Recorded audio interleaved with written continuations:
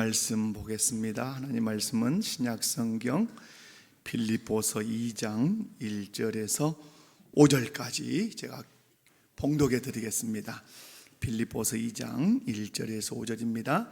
그러므로 그리스도 안에 무슨 권면이나 사랑에 무슨 위로나 성령의 무슨 교제나 긍휼이나 자비가 있거든 마음을 같이하여 같은 사랑을 가지고 뜻을 합하며 한 마음을 품어 아무 일이든지 다툼이나 허영으로 하지 말고 오직 겸손한 마음으로 각각 자기보다 남을 낮게 여기고 각각 자기 일을 돌볼 뿐더러 또한 각각 다른 사람들의 일을 돌보아 나의 기쁨을 충만하게 하라.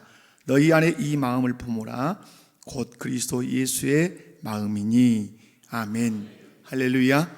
한번 옆에 분들 보시고 인사하겠습니다. 말씀을 통해 은혜 받읍시다. 오늘 보면 1절 말씀을 보면 그러므로 그리스도 안에 무슨 권면이나 사랑에 무슨 위로나 성령의 무슨 교제나 긍휼이나 자비가 있거든 이라고 말씀합니다. 여기서 있거든 이라는 말은 있어야 한다 이런 말씀입니다. 그렇다면 무엇이 있어야 된다고 오늘 1절이 설명합니까? 하나, 권면, 그리고 위로, 그리고 교제, 그리고 긍휼과 자비가 있어야 된다 이렇게 말씀합니다. 다시 말해서 예수님을 믿고 따르는 그리스도인들이 추구해야 할 신앙생활은 바로 권면하고 위로하고 교제하고 긍휼과 자비를 베푸는 것이라고 오늘 1절 말씀을 통해서 설명을 합니다. 이 네 가지 덕목들은 예수 그리스도를 믿는 저와 여러분이 그리스도인으로서 성숙한 삶을 살기 위해서는 아주 필수적인 덕목일 뿐만 아니라 우리 교회가 건강한 교회가 되도록 하기 위해서 우리가 힘써야 할 그런 덕목들이라는 사실을 꼭 기억하시면 좋겠습니다. 그렇다면 그리스도인으로서 성숙한 삶을 살기 위하여 그리고 교회 공동체를 건강하게 세워가기 위하여 그리스도인들이 추구해야 할 신앙생활의 그 네 가지 덕목들을 이렇게 살펴보면서 오늘은 1절만 가지고 설교하고 다음 시간에 또 이제 이후 설교를 하도록 하겠습니다. 신앙생활의 덕목 몇 가지? 네 가지를 살펴보면서 함께 은혜 받는 시간 갖도록 하겠습니다. 첫 번째는 그리스도 안에서 뭐가 있어야 된다? 권면이 있어야 한다입니다. 그리스도 안에서 권면은 서로를 세워주는 신앙의 중요한 덕목입니다. 자, 권면은 어떠하는 것이다? 세워주는 역할을 한다는 거죠. 우리가 신앙생활을 하면서 교회 공동체 안에 아주 절대적으로 필요한 덕목이 있다면 그건 뭐 하는 거다? 권면하는 것이다. 권면이라고 하는 이 파라클레시스라고 하는 이 단어는 파라라는 말은 곁에라는 뜻이거든요. 그래서 파라클레시스는 곁에서 부르다라는 그런 뜻이 있어요. 이 말은 교회 안에 모든 성도들이 짱짱하게 신앙생활 잘하는 건 아니잖아요. 낙심해 있는 성도, 슬픔 가운데 빠져 있는 성도, 방황하고 있는 성도, 이런 어려움을 겪고 있는 성도들이 있는데 그들을 찾아가서 그들 곁에서 뭐함으로? 권면해 줌으로 그들이 슬픔을 이기고 낙심을 이기고 방황을 끝내고 어려움을 이기고 소망의 사람이 되도록 도와주는 것, 그것이 그리스도 안에 권면하는 것입니다. 교회 안에서 왜 권면이 필요한가? 오늘 이런 대목들이 좀 여러 번 있습니다. 교회 안에서 왜 권면이 필요한가? 권면해야 우리가 영적으로 성장하기 때문에 그렇습니다. 교회 안에서 권면을 하면 개인의 신앙이 성숙하고 개인의 신앙이 성장하게 된다는 거죠. 여러분, 교회 안에서는 누군가 조언을 해줘야 되고 권면해줘야 되고 또 누군가는 그 조언과 권면을 받아들여야 돼요. 이렇게 조언해주고 또 조언을 받아들이고 권면해주고 권면을 받아들이면 그 사람은 자신의 신앙생활을 돌아보고 때로는 반성도 하고 때로는 그 권면 때문에 용기도 얻고 그리고 영적으로 성장해서 더 깊은 신앙생활, 특별히 주님의 몸된 교회를 세워가는 신앙생활 할 수 있을 줄로 믿습니다. 영적인 성장을 위해서 뭐가 필요하다? 교회 안에 권면이 필요하다. 여러분, 권면하는 성도, 권면 받는 성도 되시기를 주님의 이름으로 축원합니다. 두 번째로는 교회 공동체의 유대가 강화되기 때문에 권면이 있어야 돼요. 권면은 교회 안에 있는 성도들을 서로 유대감이 잘 형성되도록 또 그 유대감을 강화하도록 하는 그런 특징이 있어요. 어떤 일로 성도가 낙심해 있다 합시다. 아니면 좌절해 있다 합시다. 그런데 믿음이 신실한 덕 있는 어떤 분이 찾아가서 고면하고 또 그의 삶을 지지할 때 성도들은 위로를 얻을 뿐만 아니라 힘을 얻을 뿐만 아니라 내가 우리 목포교회 성도로서 가치가 있구나 하면서 교회 공동체 안에 결속을 잘 할 수 있다는 사실. 그러므로 여러분, 교회 안에 권면이 필요한 이유는 교회 공동체 안에 뭘 강화하기 위해서? 유대감을 강화하기 위해서 필요하다. 또 하나 세 번째는 올바른 방향 제시를 해주는 것이기 때문에 권면이 필요해. 우리가 신앙생활 하다 보면 때로 길을 잃고 방황할 때가 있어요. 그죠? 방황을 이리 갈까 저리 갈까 방황할 때가 있는데, 그것을 누군가가 딱 발견을 하고 그분에게 찾아가서 지혜롭게 주의 말씀으로 권면해서 그 성도가 내가 지금 방황하고 있었는데 이 길로 가는 것이 옳다고 이분이 권면하는구나 하고 그 권면을 받아들이면 그 성도는 그 시간으로부터 뭘 끝낼 수 있죠? 방황은 끝내고 이제는 바른 목표와 바른 목적을 향해서 갈 수 있기 때문에 교회 안에 뭐가 필요하다? 권면이 필요해요. 여러분, 오늘 올라오시면서 본당 로비에 여러 가지 이제 광고판들이 이렇게 이제 서 있는데 그 중에 하나가 구역 편성표죠. 여러분, 우리 구역 확인했다 이렇게 약간만 손 얹어 보십시오. 들어보십시오. 우리 구역 확인했다. 확인 안 하신 분들은 내려가시면서 꼭 확인하시기 바라요. 그래서 내가 속하는 구역 알아야 돼요? 몰라야 돼요? 알아야 돼요. 내가 무슨 교구인지 알아야 돼요. 여러분, 구역 편성표가 이렇게 제시되어 있어요. 올해는 특별히 좀 새로운 부분이 뭐냐면 거의 다 이렇게 새롭게 해놓았다고 보시면 돼요. 그래서 어떤 분들은 아는 사람이 우리 구역에 이제 아무도 없네 이럴 수 있어요. 다 왜 이렇게 다 흩어놨지 이럴 수 있어요. 여러분, 그럼에도 불구하고 교회가 심사숙고해서 당회 승인까지 다 거쳐서 여러분에게 이렇게 게시가 됐어요. 그러면 여러분, 우리 구역에 아무도 내가 잘 아는 사람이 별로 없다 이렇게 생각할 때 별로 없다는 부정적인 생각에 매이기보다는 이제 내가 모르는 분들과 교제할 수 있는 새로운 여건이 생겼구나. 내가 이런 분들이 우리 교회에 계셨음에도 불구하고 지금까지 내가 몰랐구나. 안타깝다. 이제부터는 이분들과 깊은 교제를 통해서 구역을 세워가고 교회를 건강하게 세워가야 되겠다. 이런 마음을 이렇게 여러분 잡수시기 바래요. 혹여 불평할 수 있어요. 아는 사람 한 사람도 없구만 하고 불평할 수도 있고, 과거에 우리 구역이 좋았는데 왜 이렇게 해놨을까 하고 짜증을 부리는 분도 계실 수 있어요. 그분은 연약한 분이에요. 그러면 여러분 어떻게 해야 돼요? 그분을 향해서 권면하셔야 돼요. 기대합시다. 하나님이 2025년에 우리가 속한 구역을 통해서 하실 일을 기대해 봅시다. 그리고 우리가 하는 일은 뭐예요? 잘 참여하면 되는 거예요. 구역은 1차적으로 뭐 하면 되는 거죠? 잘 모여주면 되는 거예요. 그러면 거기에서 시너지가 일어나기도 해요. 여러분, 누가 그러면 권면할 수 있습니까? 권면은 아무나 하는 게 아니에요. 믿음 있는 사람, 성숙한 사람, 일명 어른이 권면할 수 있어요. 교회 공동체 안에 분명히 권면이 있어야 돼요. 누군가는 권면해야 되고 누군가는 그 권면을 받아들일 때 교회 공동체는 성숙해져 가고 어떤 어려움이 온다 할지라도 넉넉하게 승리하는 건강한 교회가 될 줄로 믿습니다. 그런 의미에서 그리스도 안에서 권면은 공동체를 지지해주는 든든한 지지대, 든든한 버팀목과 같은 것이에요. 하지만 권면해야 할 사람이 있음에도 불구하고 그 누구도 권면하지 않고 또 권면한다 할지라도 권면을 받아들이지 않는 성도들이 많은 교회에는 불평만 많고 불만만 많고 어떤 능력도 드러낼 수 없는 연약한 교회가 되고 말 뿐이에요.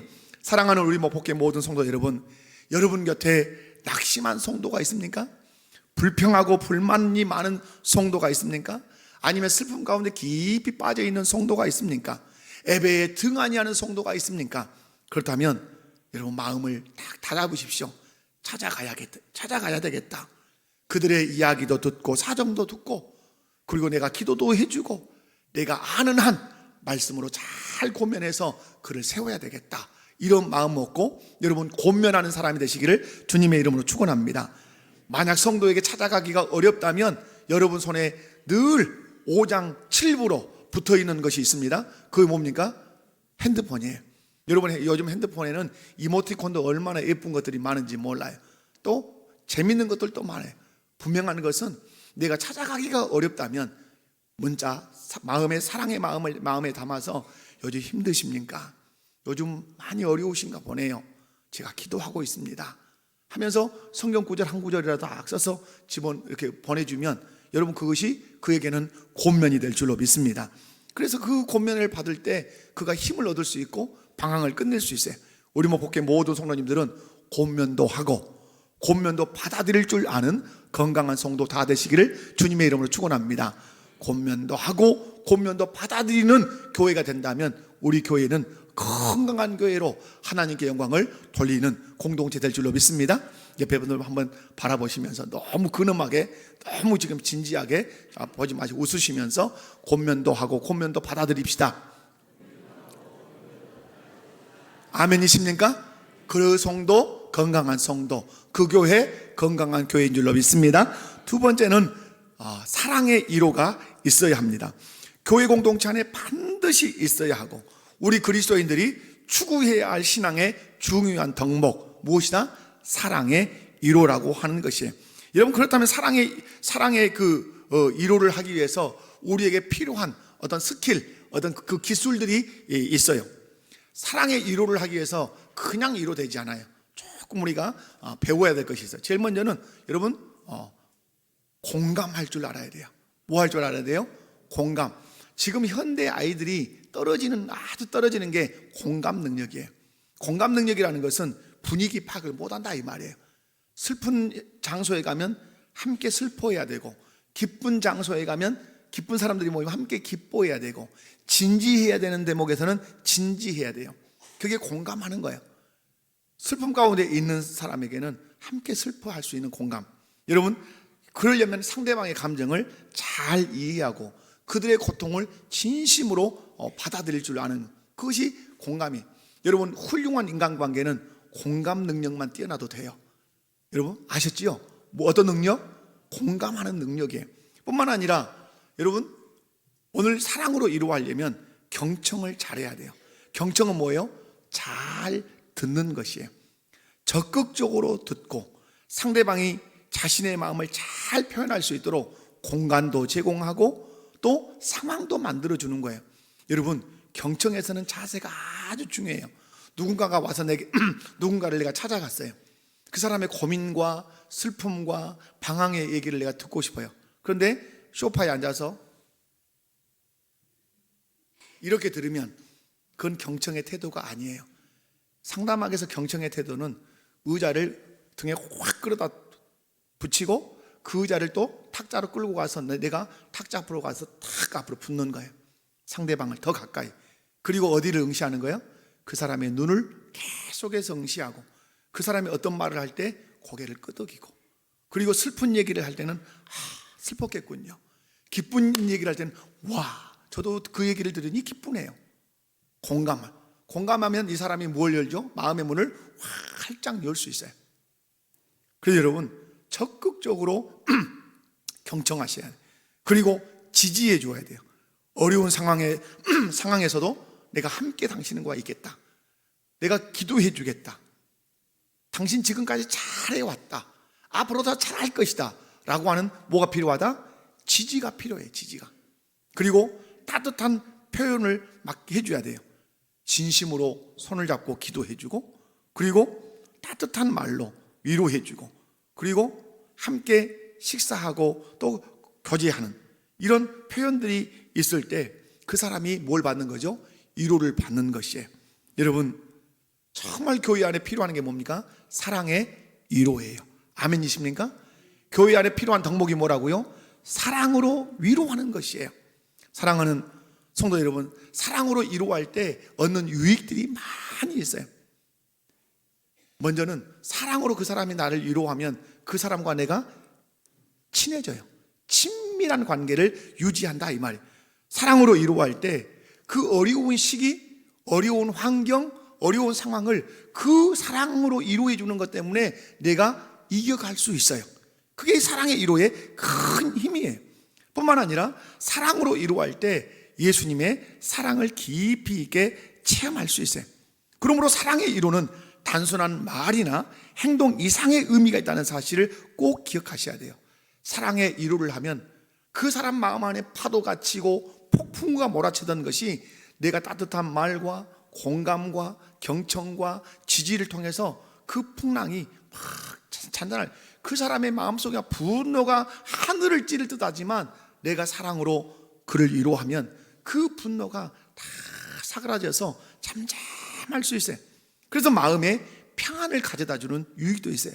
그리고 사랑의 위로는 상처받은 심령을 치유하는 놀라운 힘도 있다는 사실을 여러분 기억하셔야 돼요. 그러므로 우리 그리스도인들이 추구해야 할 신앙의 덕목 하나가 있는데 그것이 뭐다? 사랑으로 위로하는 것이에요. 사랑하는 우리 목포교회 모든 성도 여러분, 예수님은 이 사랑으로 위로하시는데 아주 탁월하신 분이었어요. 그 대표적인 예가 요한복음 11장 12장에 나와요. 어제도 어떤 가정에 가서 이 11장 12장 말씀으로 간단하게 말씀을 전했는데 나사로의 이야기가 나와요. 여러분, 나사로가 병들었어요. 그래서 마르다와 마리아가 사람을 이제 보내서 오셔서 고쳐달라 그래요. 이상하게 예수님은 거기서 머뭇거리세요. 시간을, 날짜를 더 보내세요. 그러던 중에 나사로가 죽어버렸어요. 부고장이 왔어요. 나사로가 죽었다고. 그래서 예수님께서 가셨어요. 마르다 마리아가 막 슬피 울어요. 나흘이 돼서 썩어 냄새가 난대요. 그때 예수님이 어떻게 하셨습니까?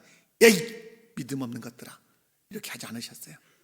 성경을 읽어보면 예수님이 우셨어요. 슬피 울었어요. 우는 자들과 함께 울어주셨어요. 그것이 위로예요. 저는 섬에서 목회할 때 초상을 막 이렇게 치잖아요. 장례가 나면 꼭 한 권사님이 정말 공감이 안 되는 분이 계셨어요. 그러면 어떤 분이냐? 니네 아버지 천국 갔는데 뭐한데 우냐? 니네 할아버지 예수 믿다가 천국 갔는데 뭐한데 우냐? 하면서 아주 힘주어 아주 용감하게 자신 있게 말했어요. 제가 항상 말했어요. 그러는가? 천국 간 줄 모를 것 같아. 천국 간 줄 다 안다. 그런데 군대만 가도, 아들 군대만 가도 어째요? 아들 군대만 가도 찍찍 우는 판국했는데 말이요, 돌아가셨는데. 그래서 저는 그래요. 많이 울어라. 지금 아니면 또 울 때도 없을 것이다. 많이 울어라. 그런데 누가 울었어요? 예수님이 나사로의 죽음 앞에서 우셨어요. 그것이 마르다와 마리아를 향한 하나의 큰 위로였을 거예요. 그걸로 끝냈습니까? 예수님은 돌문을 옮겨 놓으라 하시고 나사로야 나오너라 하시고 나사로를 살려주셨어요. 문제를 해결해 주심으로 마르다와 마리아를 위로해 주셨어요. 성경은 우리에게 말해요. 우는 자들과 함께 울라. 공감하는 거예요. 지지해 주는 거예요. 그죠? 그리고 따뜻하게 해주는 거예요. 옆에 분들 한번 보시면서 인사합시다. 우는 자들과 함께 웁시다. 아멘이십니까? 지금 시국이 어렵죠? 울어야 돼요. 시국이 어려우니까. 아이고, 저 대통령이 이제 대절이 돼버렸으니까 속이 시원하다. 그러지.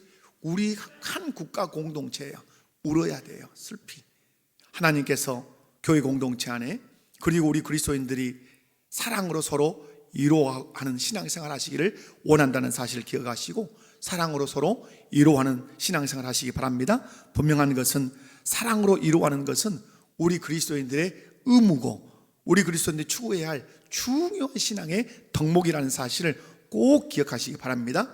그런데 사랑의 위로는 말로도 해야 되지만 무엇으로도 해야 돼요? 행동으로도 해야 돼요. 만약 여러분 곁에 있는 성도들이 사랑의 위로가 필요하신 분이 계신다면 진심 어린 공감과 경청과 지지와 따뜻한 말로 여러분 위로해 주시기 바랍니다. 여러분, 저는 장례를 진짜 많이 치르잖아요. 정말 장례식, 지금도 우리 목포 화장장에 가면 식당 주인이 알아봐요. 저를. 저 우리 목포교회 목사, 우리 목포교회는 몰라도 목사님이구나. 또 여러분, 근데 장례식에서 가장 위로는 말이 못 하겠더라고요. 저는 손 한번 잡고 꼭 손 잡아서 손에 힘을 주고 손을 토닥토닥 해주는 거야. 악수가 끝나면 어깨를 한번 토닥거려주고 흑인 이렇게 봉해서 안아주는 거. 그 이상의 어떤 위로는 다른 방법이 없더라고요. 아는 대로 천국 같습니다. 뭐 다 알지요. 여러분 곁에 낙심한 분이 계십니까? 슬픔 가운데 빠져 계신 분이 계십니까? 아니면 질병으로 어떤 사투를 벌이고 계시는 분이 계십니까? 사랑으로 위로해 주시기 바랍니다. 손잡아줘도 그게 뭐가 돼요? 위로가 돼요. 어깨 한번 토닥여줘도 위로가 돼요. 문자로 제가 새벽에 가서 꼭 당신을 위해서 기도하고 있습니다. 문자만 보내줘도 뭐가 돼요? 위로가 돼요. 여러분, 말과 행동을 통해서 사랑으로 위로를 표현해 주시기를 주님의 이름으로 축원합니다. 그때 그 위로를 받는 사람은 큰 힘이 될 거예요. 그리고 그 교회 공동체와 친밀감을 유지하고 함께 건강한 교회를 세워가게 될 줄로 믿습니다. 우리 목회교 모든 성도님들은 곁에 있는 그 슬픔에 빠져 있거나 질병과 사투를 벌이고 있거나 삶 속에서 어려움을 겪고 있는 성도들이 있다면 다가가서 무엇으로 위로하자? 사랑으로 위로하시기 바라요.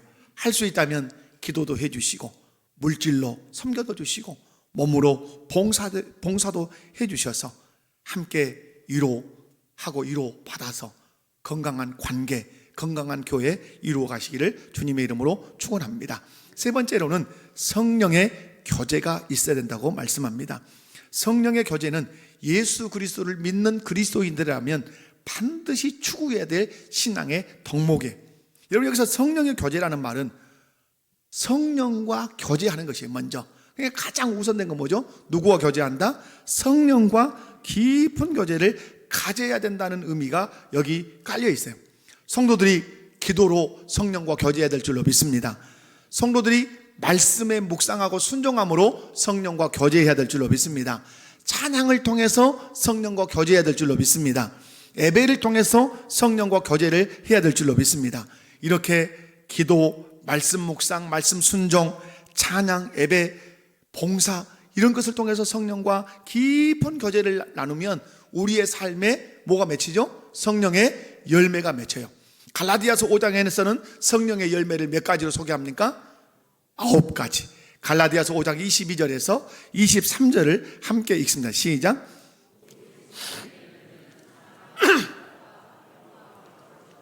자비와 양성과 충성과 온유와 절제니 이 같은 것을 금지할 법이 없느니라. 아멘. 성령의 열매 가장 먼저 뭐가 나오죠? 사랑이 나오고 마지막에 뭐가 나오죠? 절제가 나와요. 여러분, 성령의 교제가 있는 성도들은 반드시 어떤 열매를 맺는다? 성령의 열매를 맺지요. 좀 다른 표현이지만 남자와 여자가 결혼하면 거의 누가 나오죠? 자녀가 나오죠. 마찬가지로 성령과 우리가 깊은 교제를 나누면 우리의 삶의 현장에서 뭐가 나와요? 성령의 열매가 나와요. 근데 오늘 성령의 열매를 9가지로 말하지만 실상은 이것은 단수예요. 하나다 이 말이에요. 왜? 성령 안에서 나오는 것들이에요. 이렇게 표현하면 좀 어쩔지 모르지만 여러분 오미자 아십니까? 오미자는 여자가 아닙니다. 오미자. 네, 오미자. 오미자는 왜 오미자죠? 5가지 맛이 있어요. 근데 그 5가지 맛이 다른 과일에서 나오는 것이 아니라 그 한 과일에서 나와요. 마찬가지로 성령 안에서 9가지의 이 열매가 이렇게 맺혀요. 근데 언제 맺힌다고요? 성령과 친밀하게 기도로 말씀 묵상, 말씀 순종, 찬송, 기도, 봉사를 통해서 밀접한 친밀한 교제를 할 때 우리는 자연스럽게 이 성령의 열매들이 맺혀요. 그런데 성령의 교제가 있는 성도는 성령의 열매를 맺히는 것을 끝나지 않고 어디로 연결되냐면 성도와 교제하는 것으로 연결이 돼요. 여러분, 신앙생활 잘하는 길이 뭡니까? 성령과 깊은 교제, 친밀한 교제를 나눌 뿐만 아니라 누구와 교제를 친밀하게 해야 돼요? 성도들과 친밀하게 교제를 해야 돼요. 구역예배 계속 말씀드리네요. 구역예배 이렇게 짜져 있으니까 다 모르는 사람이다. 그러니까 어떤 분이 저한테 이렇게 말을 했어요. 실상은 모른다는 말이 창피하네요. 뭐 한다고요? 우리 교회 성도인데 새로 구역이 편성되는데 모르는 사람이다는 그 말이 내가 하기가 더하다 부끄럽구나. 내가 우리 교회에 있는 성도임에도 불구하고 모르면서 수십 년 신앙생활했구나. 부끄럽구나. 이런 마음이 든다 이 말이에요. 사랑하는 성도 여러분, 성령과 깊은 교제를 여러분이 나누신다면 성령의 열매를 맺혀서 이제는 누구와 교제해야 돼요? 성도들과. 옆에 분들 보시면서 한번 인사합시다. 성도들과 교제합시다. 아멘이십니까? 여러분, 성령과 친밀한 교제를 나누는 성도들은 삶 속에서 누구와 교제한다고요?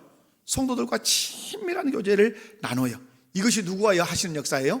성령이 하시는 역사예요. 여러분이 성령과 친밀한 교제를 나누는 삶을 살고 있다면 여러분, 그것을 무엇으로 증명해야 돼요?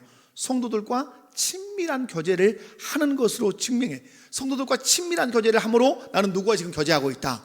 성령과 친밀한 교제를 하고 있다고 여러분 보이셔야 돼요. 성령께서는 오늘도 우리에게 감동하시고 감하세요. 성도들과 뭐해라? 교제해라. 성도들과 사겨라. 이렇게 감동하고 감하세요. 성도들과 사귐과 교제가 친밀해야 교회가 어떻게 되죠? 교회가 건강해지는 거예요. 옆에 어떤 성도가 이렇게 앉았는데 새 가족이십니까? 이렇게 물었는데 저 이 교회 10년 이상 다녔는데요. 그러면 심각해지는 거예요. 그죠? 여러분, 평상시에 성령과 친밀한 교제가 있는 성도들, 교회 안에 누구와 더 친밀해진다? 성도들과도 풍성한 교제를 나눈다. 이유가 뭐다? 성령이 그렇게 하시도록 우리를 몰아세우고 우리를 그렇게 감동하시고 그렇게 감화하신다 이 말이에요. 2025년에 여러분, 그래서 구역에 새로운 분들이 계시다면 짜증난다 야, 구역 예배에 안 모여 버릴란다 야, 이런 마음이 갖는 것이 아니라 이 안에 누구의 섭리가 있구나, 하나님의 섭리가 있을 거야. 이 새로운 사람들을 만나게 하심으로 이들을 통해서 내게 주실 뭐가 있을 거야? 은혜가 있고 복이 있을 거야. 기대하시기 바랍니다. 아멘이십니까? 옆에 분들 한번 보시면서 인사합시다. 2025년을 기대합시다. 만남을 기대하시고 그 만남을 통해서 주실 은혜를 기대하시고 그 만남을 통해서 주실 복을 여러분 기대하시기 바라요. 그리고 적극적으로 구역 모임에 참여하신다면 하나님께서 분명히 은혜 주실 줄로 믿습니다. 우리는 성령의 교제가 충만했던 실제적인 모습들을 사도행전에서 볼 수 있어요. 사도행전 2장 42절 말씀 보면 초대교회 성도들이 성령과 밀접한 교제를 했지만 거기서 끝내지 않았어요. 성도들과 어떻게 교제했는가 읽어봅니다. 시작. 그들이 사도의 가르침을 받아 서로 교제하고 떡을 떼며 오로지 기도하기를 힘썼다. 여러분, 가르침도 잘 받고 교제하고 떡 떼고 기도했어요. 여러분, 성령과 친밀한 교제를 나눈 사람들은 누구와도 교제를 잘했다?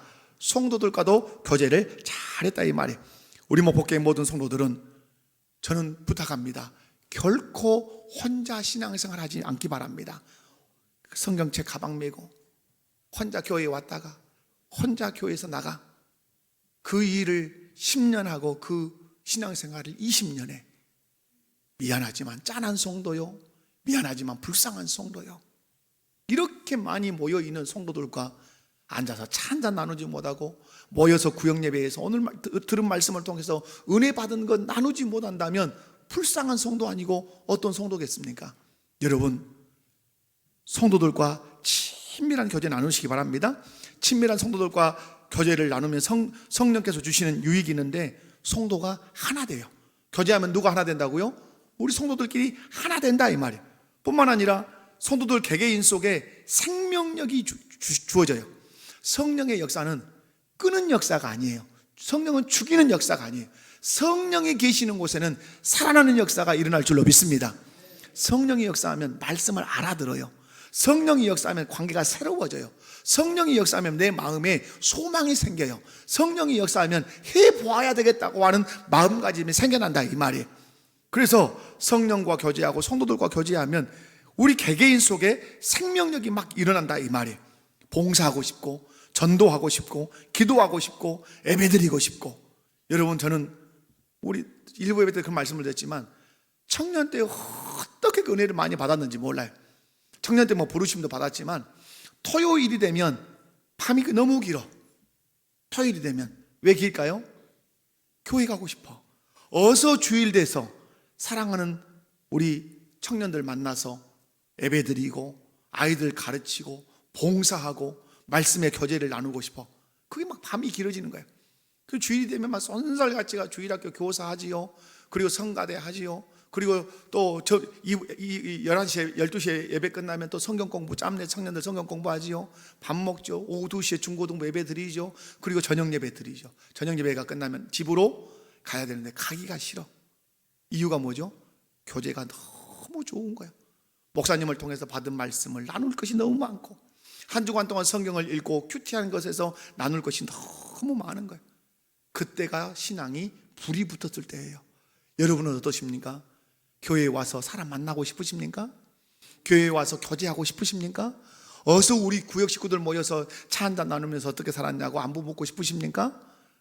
만약에 그러신다면 여러분은 신앙이 지금 꽃이 피고 있어요. 열매 맺고 있어요. 건강한 신앙이에요. 모이라고 하면 성가시고, 모이라고 할까 염려되고, 여러분의 신앙이 꺼져가고 있는 것이에요. 성령의 역사가 없는 거라 이 말입니다. 사랑하는 우리 목복의 모든 성도 여러분, 성령의 교제가 있다면 교회 공동체 안에서도 성도들과 서로 사랑하고 교제하며 신앙생활하게 될 줄로 믿습니다. 다시 한번 옆에 분들 보시고 인사합시다. 사랑으로 교제합시다. 자, 마지막 하나, 긍휼이나 자비가 있어야 돼요. 그럼 우리는 이렇게 네 가지라 했는데 5가지인데 이렇게 말할지 몰라요. 그런데 여러분, 긍휼과 자비는 한 덩어리예요. 신랑과 각시 같다 이 말이에요. 은혜와 평강이 있을지어다. 은혜와 평강은 따로 놀지 않고 함께 굴러가는 마차의 바퀴처럼 긍휼과 자비도 그래요. 긍휼이라는 말은 전인격을 동반한 그 사랑과 관심에서 나오는 도움을 말해요. 이 긍휼이라고 하는 이 언어적인 의미는 동정심, 불쌍히 여기는 마음, 이런 뜻이 있어요. 특별히 고통받는 사람을 볼 때 그 깊은 연민, 깊은 곳에서 우러나오는 동정심, 그리고 그 불쌍히 여기는 그 마음이 그 어떻게 표현할 수 없을 만큼 큰 거예요. 이 긍휼이라는 단어는 하나님의 입장에서 보면 우리가 죄악으로 고통받고 있을 때 그 연민, 그 동정심, 그 불쌍히 여기는 마음이 하나님의 입장에서 헤아릴 수가 없었어요. 놔둘 수가 있었다 없었다? 놔둘 수가 없었어요. 그래서 베푸신 게 뭐예요? 그래서 베푸신 게 자비예요. 긍휼은 느끼는 것이라면 자비는 베푸시는 행동이에요. 우리는 이 말씀을 통해서 중요한 사실을 발견하게 돼요. 하나님께서는 죄악 중에 고통받는 우리의 모습을 보시고 긍휼히 여기셨어요. 긍휼이라는 말은 너무 짧지만, 긍휼히 여겼다는 말은 보고 견딜 수 없었어요. 너무 너희들이 고통스럽구나. 너희들이 당할 그 고통이, 그 지옥의 고통이 얼마나 끔찍한지를 아시기 때문에 그 긍휼히 여겼다는 말은 견딜 수 없었어요. 우리 인간으로 얘기하면 잠을 잘 수가 없는 거예요. 여러분 그러잖아요. 여러분의 아이들을 키우는데 이놈이 콜록콜록 기침을 하고 막 어디가 부러져서 아프면 부모가 잠을 못 자요. 그런 것과 같은 거예요. 하나님의 입장에서는 그 긍휼의 마음이 막 불이 타요. 그러면 긍휼의 마음이 불타면 반드시 그 다음에 하려고 하는 게 뭐예요? 행위죠. 그것이 자비예요. 하나님께서 죄악 중에 고통받는 우리의 모습을 보시고 긍휼히 여기셨어요. 그리고 뭘 베푸셨어요? 자비. 그 자비가 뭐죠?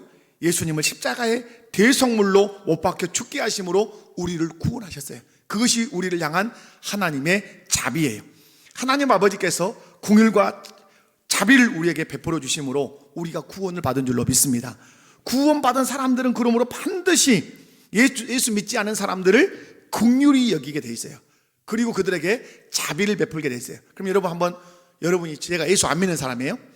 예수 안 믿는 사람인데 여러분이 그러면 예수 안 믿는 나를 긍휼히 여긴다는 말은 뭐예요? 자, 제가 안 믿어요? 그럼 여러분이 긍휼히 나를 여겨. 어떻게 긍휼히 여길 수 있을까요? 불쌍함이 있어야 되죠. 저대로 가다가는 하나님과 관계가 끊어져서 어디 갈 건데, 지옥에 갈 건데, 큰일 났네? 그런데 이것을 스쳐 지나갈 수 있어요, 없어요?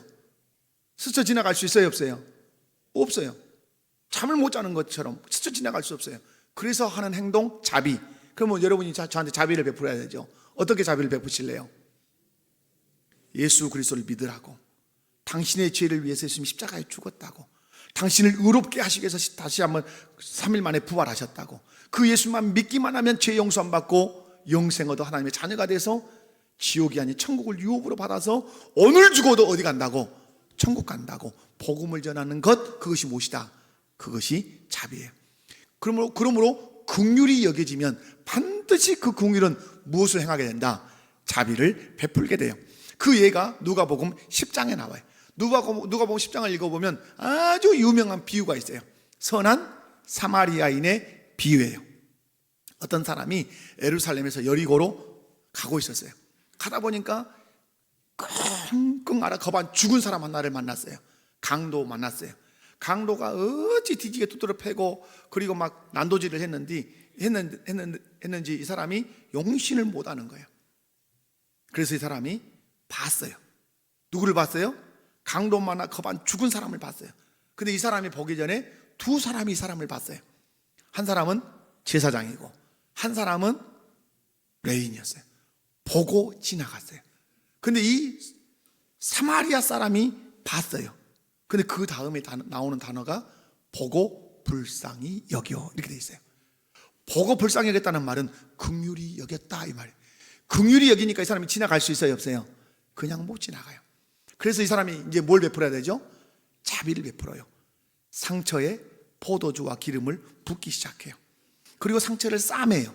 그리고 이 사람을 자기가 타고 가야 할 그 짐승에 이 사람을 태워요. 그리고 주막으로 데리고 가요. 그리고 치료를 부탁해요.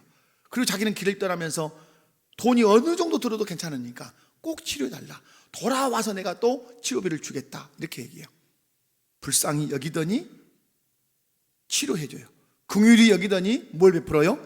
자비를 베풀어요. 사랑하는 성도 여러분, 하나님께서는 우리가 죄악 중에 있을 때 우리를 어떻게 여기셨어요? 긍휼히 여기셨어요. 그 불쌍히 여기는 마음이 그냥 짠하다 이게 아니라 견딜 수 없으셨다, 이 말이에요. 그래서 특단의 방법으로 선택한 게 뭐예요? 내 아들 예수를 인간의 몸, 사람의 몸을 입혀서 이 세상에 보내서 어디에서 죽게 해서 십자가에 피 흘려 죽게 해서 그 피값으로 우리의 죄를 사하시고, 그리고 우리를 영생 얻게 해서 어디에서 건져? 지옥에서 건져 어디로 들어가게 하셨다? 천국에 들어가게 하셨다. 이것이 하나님 아버지께서 예수 그리스도를 통해 우리에게 베푸신 긍휼과 자비인 줄로 믿습니다. 이 예수님을 믿는다면 우리도 삶의 현장에서 베풀어야 할 중요한 덕목이 뭡니까? 긍휼과 자비를 베푸는 것이에요. 아멘. 말씀했습니다. 오늘 1절 말씀, 그리스도 안에 무슨 교제나 그리스도 안에 무슨 권면이나 사랑에 무슨 위로나 성령의 무슨 교제나 긍휼이나 자비가 있거든이라는 말은 그리스도인들에게 있어야 하고 교회 공동체 안에 있어야 하는 것이다. 그것이 무엇이다? 권면하고 권면받는 것이 있어야 된다. 사랑으로 이루어하는 것이 있어야 된다. 성령으로 교제할 뿐만 아니라 성도들과 친밀하게 교제함이 있어야 된다. 긍휼히 여길 줄 알고 자비를 베풀 줄 알아야 된다.